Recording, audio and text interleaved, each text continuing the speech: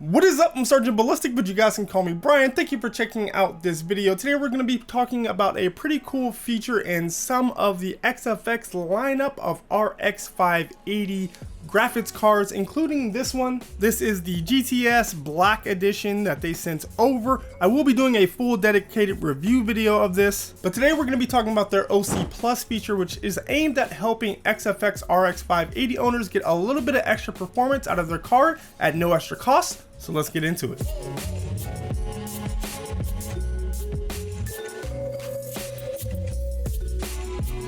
So XFX Plus is supported on a number of the XFX RX 580 cards in their lineup, and you can see that in this chart. Shown in this chart are the specific cards: the True Clock, the OC Plus Core Clock, and the OC Plus Memory Clock. So taking a look at the original AMD specification for the RX 580, you can see that it has a base clock of 1257 MHz and a boost clock of 1340 MHz with a memory clock of 2000 MHz. So it's worth noting that if you pick up an XFX card that has a factory overclock, you're already getting quite a boost of performance over the AMD specification. With OC Plus, you'll be able to get that much more performance out of it. So let's talk a little bit about what the difference between the base clock, the True Clock, and the OC Plus clock settings are. So the XFX True Clock is what the card is running out of the box. As I mentioned before, this is already likely a substantial increase over the kind of base AMD specification, but you don't have to do anything special in order to achieve these clock speeds. They'll just work. You don't have to have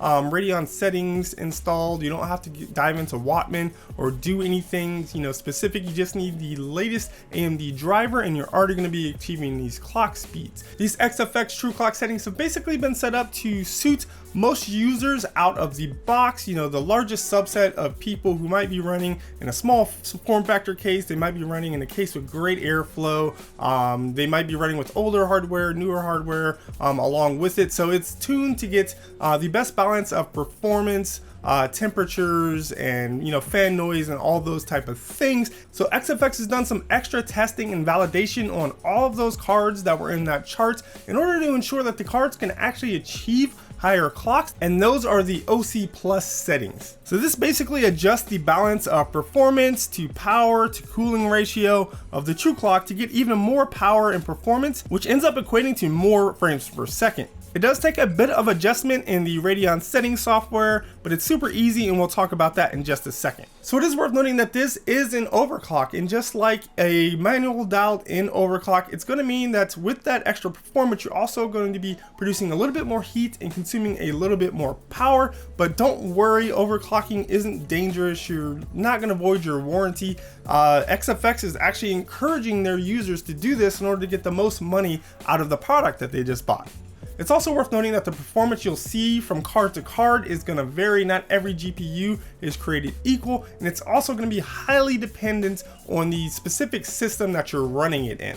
When you're overclocking, having a high quality PSU will help deliver clean power and help stabilize that overclock. XFX has a pretty wide lineup of PSUs that will serve you great in this regards, but in general you want one with, I'd say, at least an 80 plus gold or higher rating, and you also want to make sure that you have at least, I'd say, like 50 to 100 watts of extra headroom above whatever your minimum required wattage is for your specific build. Having good airflow in your build will also help keep temps down so that the overclock won't have to throttle down, so that you can maintain those clock speeds and extra performance throughout your gaming experience. Alright, so how exactly do you get these extra settings and this extra performance? It's super easy, and let's talk about that now. So first you want to open up Radeon settings. If you don't have this, you'll need to download this, and you can get it at the Radeon site. Once you have it downloaded and installed, open it up and navigate to the gaming section. Then you will want to navigate to the global settings and subsequently the global Wattman settings. Depending on if you've been in here before, you might have to agree to some end user license agreements. But after you do so, we're going to go ahead and dial in the GPU core clock. First, you want to find and change the frequency toggle to dynamic. After that, you want to change state 7 to match the frequency listed in the table for your specific XFX RX 580. Here you can see I'm dialing in 1425. Next, you want to do the same for your memory clock. So find that frequency switch and toggle it to dynamic as well. Then you want to change state 2 to either 2025 for 8GB cards or 1775 for 4GB cards.